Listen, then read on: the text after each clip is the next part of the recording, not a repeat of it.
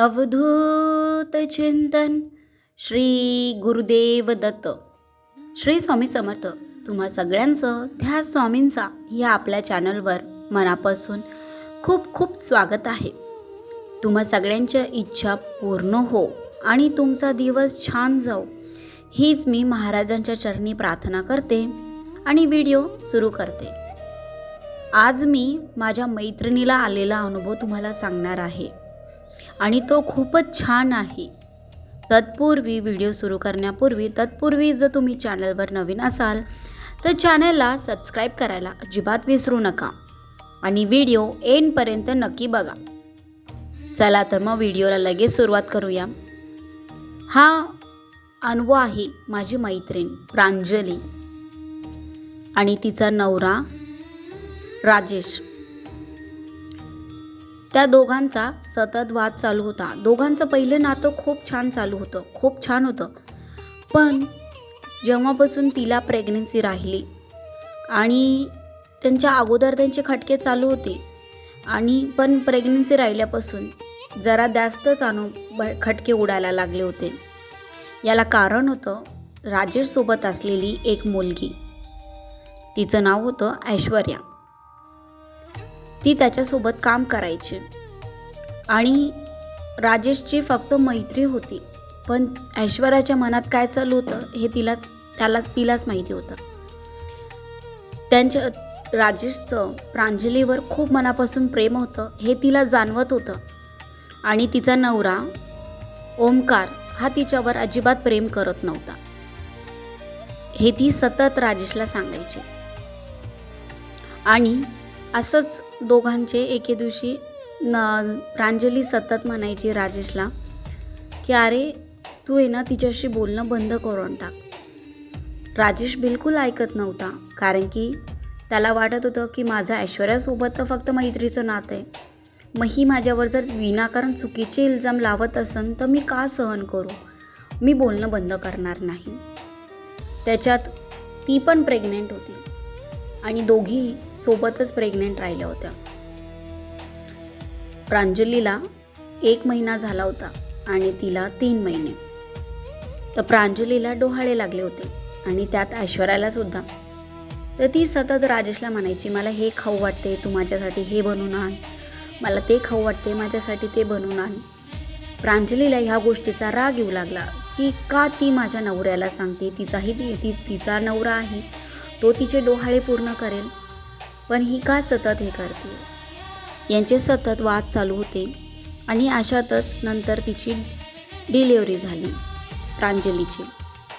आणि ऐश्वर्याची सुद्धा डिलिव्हरी अगोदरच झालेली होती आणि प्रांजलीची 2 महिन्याच्या नंतर डिलिव्हरी झाली.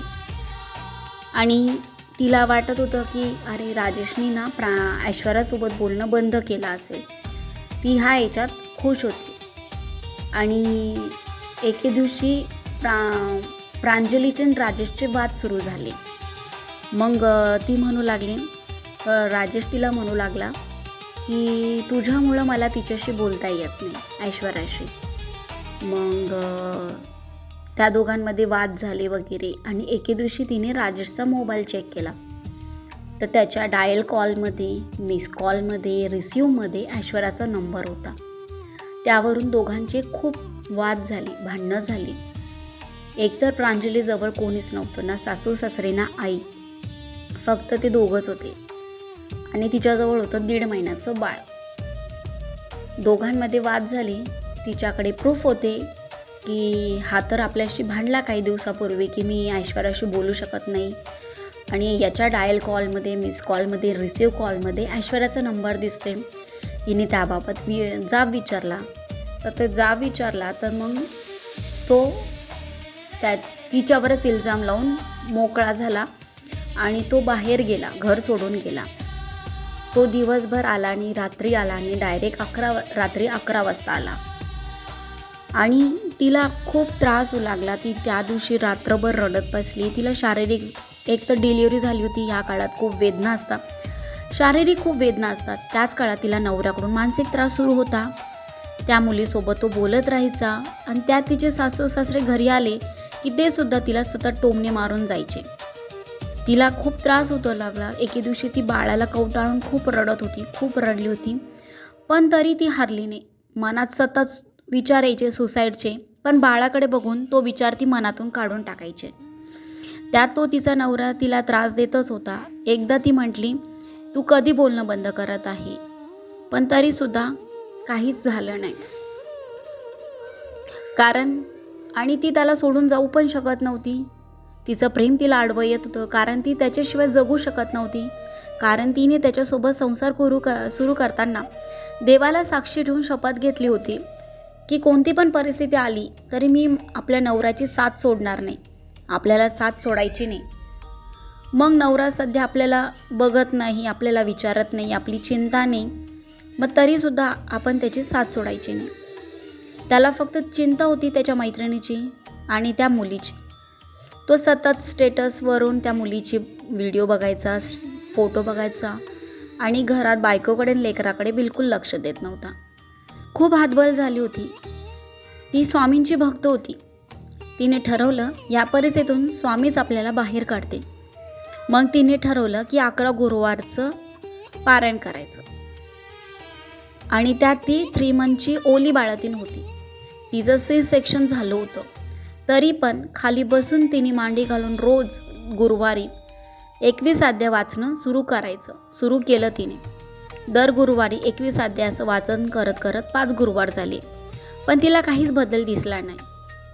ती रडत बसायची, पण परत डोळे पुसून परत पारायण करत राहायची. 8 गुरुवार होत आली. तिने एके दिवशी रागात डेटॉल पिलं, पण तिला आठवलं आपलं बाळ आपल्याच दुधावर डिपेंड आहे, आपल्यावर आहे. मग तिने एका डॉक्टर फ्रेंडला कॉल केला. तिने सांगितलं एक उपाय आणि त्या उपायातून तिला रात्रभर उलट्या झाल्या. कारण ते शरीरातून डेटॉल बाहेर काढायचं होतं. त्या रात्री तिने बाळाला दूध पाजायचं नव्हतं. ती रात्रभर बाळापासून दूर होती. एकदा पण तिच्या नवऱ्याने तिला विचारलंसुद्धा नाही, तू बरी आहे का? तुला काही त्रास होतोय का? तो फक्त बाळ सांभाळत होता. बाळ झोपू घातलं की तरीसुद्धा तो तिला विचारत नव्हता. ती रात्रभर रडत होती आणि हा विचार करत होती की का मी या माणसावर प्रेम केलं.